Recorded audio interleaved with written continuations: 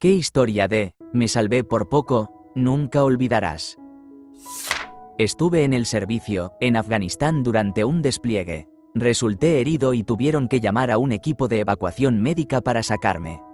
Siempre había estado en el vehículo de mando con mi jefe de equipo, pero después de resultar herido, nuestro equipo se quedó corto de una persona, por lo que lo cambiaron del vehículo de mando y le dieron la posición a un equipo completo. Ese equipo activó un artefacto explosivo improvisado menos de 24 horas después, matando al conductor, que hubiera sido yo, y al jefe de equipo, que hubiera sido él. Nunca volví a quejarme de mis heridas. Una vez, cuando vivía en Chicago, tenía planes de reunirme con mi entonces novio para comer tacos. Estaba subiendo las escaleras hacia la plataforma del tren cuando el tren estaba abordando a los pasajeros. El conductor me vio y esperó. Más tarde me enteré de que unos minutos después, un hombre con una escopeta recortada robó a las personas en la plataforma. Durante algunas semanas después de eso, cada vez que perdía un semáforo o un tren, me preguntaba si algo así podría sucederme. Yo hacía autostop cuando era más joven. Me subí a un auto con un tipo, y de inmediato tuve una mala sensación al respecto. Él preguntó, ¿hasta dónde crees que ibas? Yo, solo voy a la siguiente salida. Tipo creepy, TC, no lo lograrás. Entonces, los instintos al estilo Rambo se activan. Agarré el volante y nos estrellé contra una barrera de seguridad, me trepé por la ventana y corrí hacia el bosque.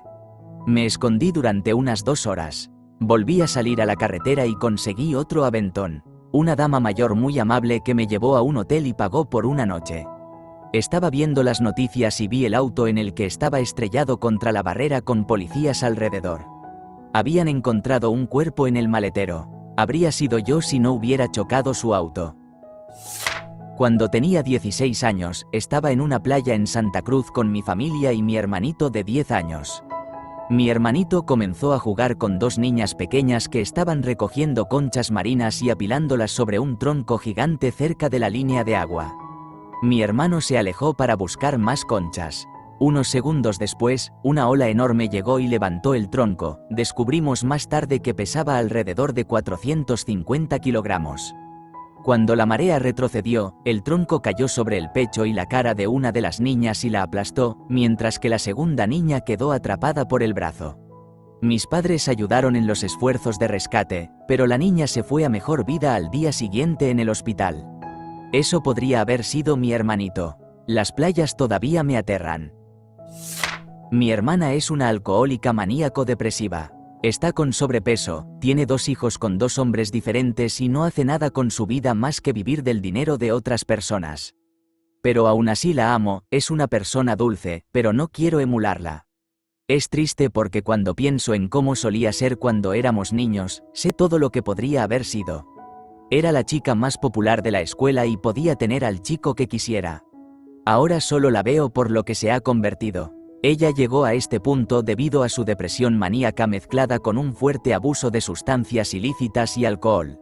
Compartimos la misma madre y el mismo padre, y en mi mente lucho con esos mismos sentimientos maníacos todos los días. La mayoría de los días son buenos, algunos días son malos. Pero tengo una esposa y amigos que me aman y me mantienen con los pies en la tierra. Tengo un buen trabajo, voy a la escuela y trato de mejorarme cada día. He logrado canalizar mi versión de maníaco depresivo ligero en convertirme en un miembro productivo de la sociedad. Sé que parte de lo que me da mi ventaja creativa es esa pequeña locura dentro de mí. Pero esa ventaja corta en 2 direcciones, y eso es lo que me preocupa. Cuando miro a mi hermana, me doy cuenta de que podría haber terminado siendo como ella si no hubiera tenido cuidado, y todavía podría hacerlo si no mantengo el control sobre mí mismo. Tengo la suerte de tener la vida que tengo, y casi todo ese mérito es de mi esposa por mantenerme cuerdo, siempre es quien me da estabilidad. Pero aún camino por el filo de la navaja y me preocupa que podría terminar como mi hermana si los ángeles malignos de mi naturaleza derrotan a los mejores. No soy yo, sino mi mamá. Ella apenas puede contar la historia sin llorar. Un día, estaba de compras en un centro comercial en Texas. Un hombre se le acercó preguntándole sobre modelaje y si le importaría hacer una sesión de fotos. Ahora, mamá era impresionante en los años 70 y 80, pero tenía un diente ligeramente torcido. Esto no quita mérito a nada, pero en su cabeza le decía que nadie querría tomar fotos de una chica con dientes imperfectos. El tipo seguía presionándola y, eventualmente, se volvió un poco agresivo y comenzó a seguirla hacia el estacionamiento. Mamá tomó a un chico que estaba cerca y le pidió que la acompañara a su vehículo. Más tarde se enteró de que el tipo era Ted Bundy. Hace unos años, estaba con mi grupo cercano de amigos jugando el DD en una salida nocturna. Terminamos peleando porque ellos me estaban molestando sin piedad por alguna u otra cosa. Debido a mi enojo por el incidente, decidí pasar la noche con una chica con la que había comenzado a salir en lugar de seguir con los planes que había hecho con mis amigos la noche anterior. Resulta que ellos fueron detenidos por la policía y uno terminó iniciando un tiroteo con el oficial tras ser rociado con gas pimienta. Resumiendo, 2 de los 3 terminaron en la cárcel y el tercero terminó sin vida. Me desperté con una llamada telefónica del hermano del amigo fallecido y noticias sobre el incidente. Podría haber sido, hubiera sido y debería haber sido yo en el auto con ellos. Aún me siento culpable, hasta el día de hoy, porque la última vez que hablé con mis mejores amigos fue con enojo. Sin duda, el evento más difícil de mi vida, así como de las familias de todos los involucrados, sin mencionar los 2 que terminaron en la cárcel. En 2004, una bomba de automóvil de 1 tonelada se usó frente a la Embajada de Australia en Yakarta a las 10:30 de la mañana. Yo trabajaba en una escuela de idiomas al otro lado de la calle, y cada mañana hacía un giro en U en la embajada a esa hora exacta. La noche anterior, había estado muy cansado y estaba demasiado perezoso para llenar el tanque de gasolina, lo que significó que llegué 10 minutos tarde.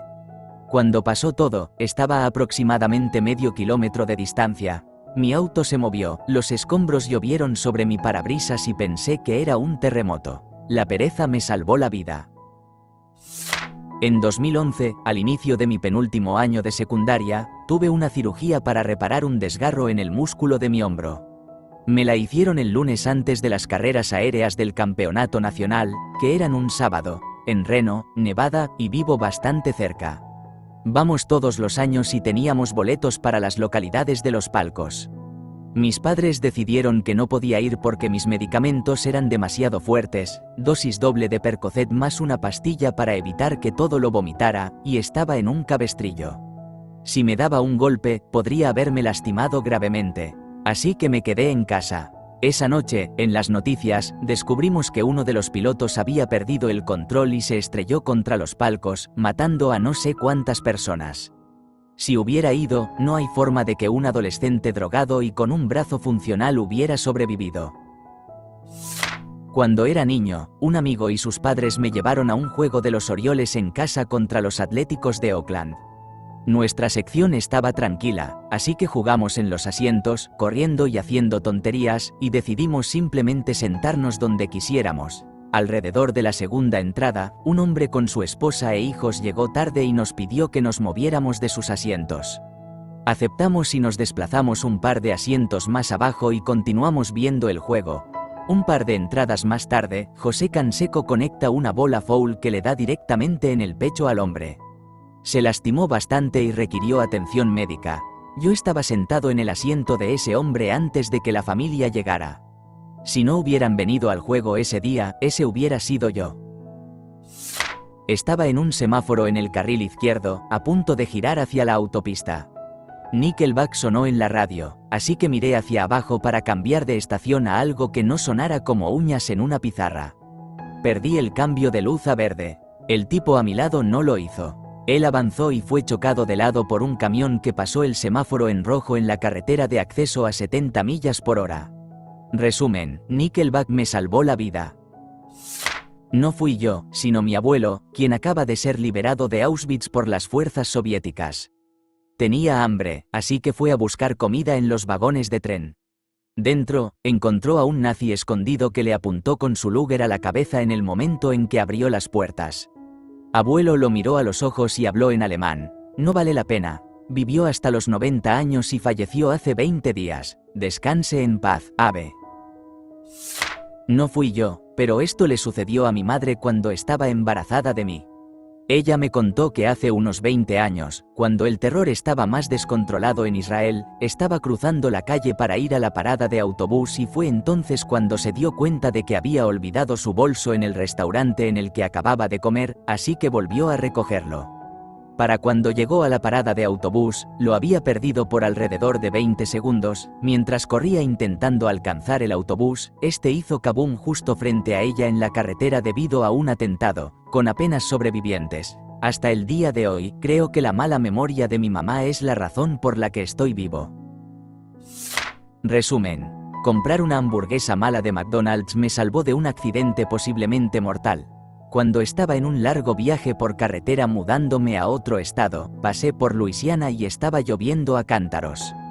Tenía todas mis pertenencias en la caja de mi camioneta en mal estado, bien envueltas en bolsas de basura para protegerlas, y mi cabina también estaba llena de cosas. Había agua en la carretera y hubo varios accidentes. Vi un montón de chasis de coches quemados acumulados en la carretera opuesta, tenía hambre, así que me detuve en McDonald's para comprar una hamburguesa de $1. Ali olía mal y la cajera era lenta. Cuando finalmente comí mi hamburguesa y volví a subirme a la camioneta, conducía a unos 5 a 10 kilómetros por debajo del límite de velocidad debido a lo fuerte de la lluvia, igual que todos los demás. Luego veo un coche deportivo caro que pasa zumbando a más de 50 kilómetros por hora sobre el límite de velocidad. Lo maldije entre dientes, y unos 5 minutos más tarde, al cruzar un puente, veo el mismo coche. Se había estrellado contra varios otros coches y giró fuera de control contra la pared del puente sobre un río apenas minutos antes, y todos estaban bajando de sus coches aturdidos. No estoy seguro de si alguien resultó herido. Si no me hubiera detenido a comprar esa hamburguesa, estoy convencido de que habría estado en ese choque y, en la camioneta en la que estaba, probablemente habría muerto. Cuando tenía 7 años, un hombre intentó robarme afuera de mi escuela. Estaba yo y un niñito más allí después de que todos se fueron. Él me dijo que mi madre no podría recogerme y que la había enviado a él en su lugar. Se inclinó desde el asiento del conductor y abrió la puerta del pasajero tratando de agarrarme. También llamó a varios nombres de chicas tratando de adivinar el mío. El niño me hizo señas para que me fuera con él. Yo retrocedí un paso para pensar primero. Recuerdo que mi maestra había dicho unas semanas antes que un hombre como este intentó llevarse a un niño al que le dijo que había olvidado su almuerzo. El niño saltó del auto mientras se alejaba. Mi mamá se detuvo detrás de él mientras yo trataba de pensar qué hacer a esa edad tan temprana. Él salió de allí a toda velocidad. Como adulta, me doy cuenta de que probablemente habría tenido un desenlace muy violento y triste. Cuando veo reportes de niños desaparecidos pienso, eso podría haber sido yo. Estaba bajando de un puente en Pittsburgh y tenía 2 carriles de los cuales elegir. El carril de la izquierda tenía un auto, mientras que en el carril de la derecha no había ninguno. Un semáforo estaba en rojo, así que tenía que decidir en qué carril estaría. Normalmente, habría elegido el carril de la derecha para poder avanzar más rápido en el semáforo en verde y adelantar al otro auto. Ese día me sentía generoso y decidí tomarme mi tiempo, así que me quedé en el carril de la izquierda detrás del otro auto. Durante ese semáforo en rojo, un auto llegó al carril de la derecha a más de 130 km por hora y terminó chocando, matando al hombre en el auto. Vi cómo el auto se levantaba en una nube de humo. Si hubiera estado en el otro carril, podría haber estado gravemente herido, en coma o muerto. Pero elegí el carril de la izquierda, así que estoy vivo para compartir esto hoy.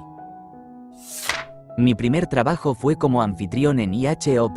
Era un trabajo a medio tiempo y generalmente trabajaba los sábados y domingos por la mañana.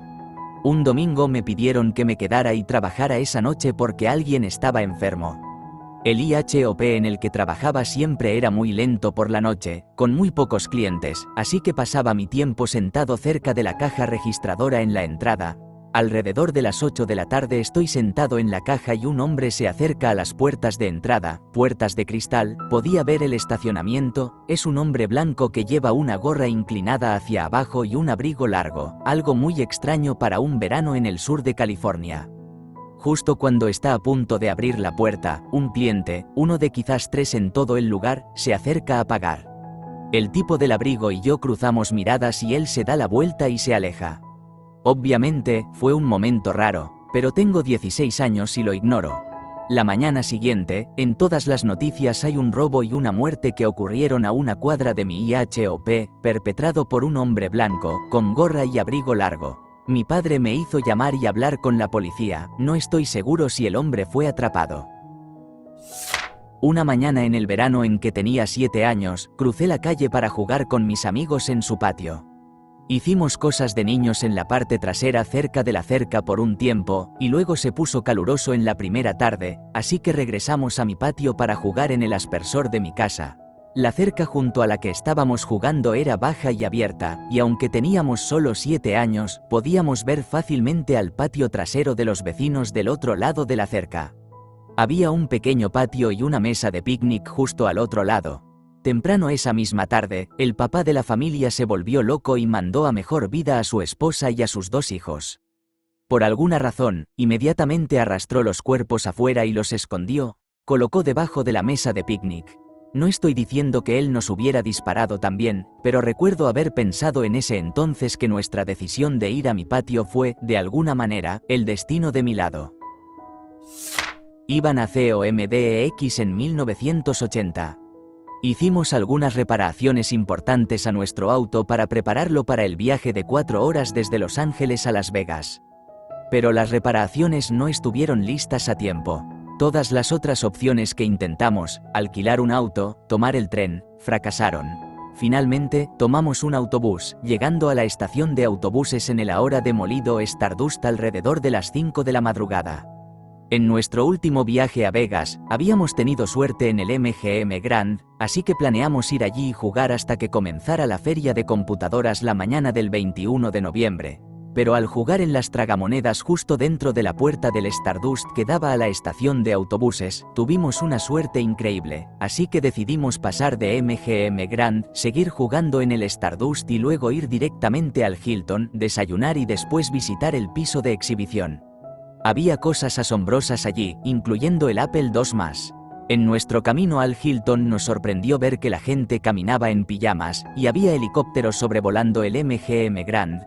Si no hubiera sido por tantas conexiones perdidas y cosas que salieron mal, estaríamos apostando en el MGM Grand, ahora Bally's, en el momento en que el casino fue repentinamente envuelto en llamas en el mayor desastre en la historia de Las Vegas. Varios de nuestros conocidos casuales en la incipiente industria de la computación murieron o perdieron asociados comerciales en el incendio.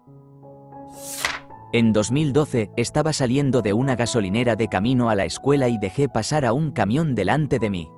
Estaba frente a mí en un semáforo y cuando fue nuestro turno para cruzar la intersección, una camioneta pasó la luz roja a unos 72 km por hora. El camión quedó destrozado y el tipo quedó inconsciente.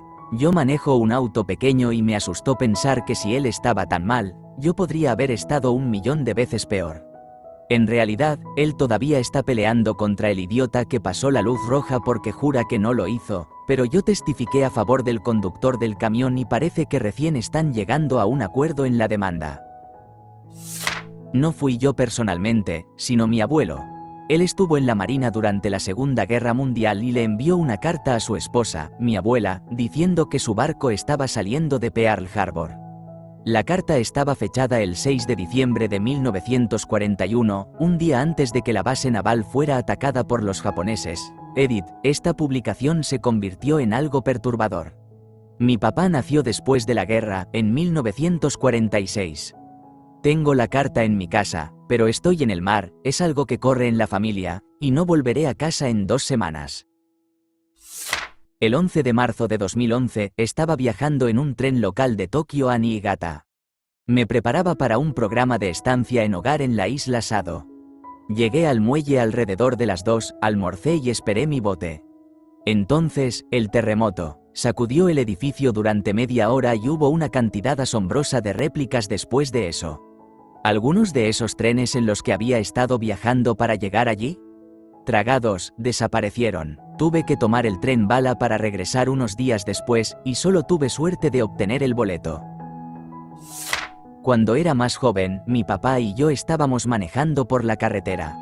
Al cruzar una intersección, alguien decidió pasarse un alto y atravesarse justo enfrente de nosotros. No tuvimos tiempo de detenernos, porque estábamos a solo unos 6 metros de la intersección.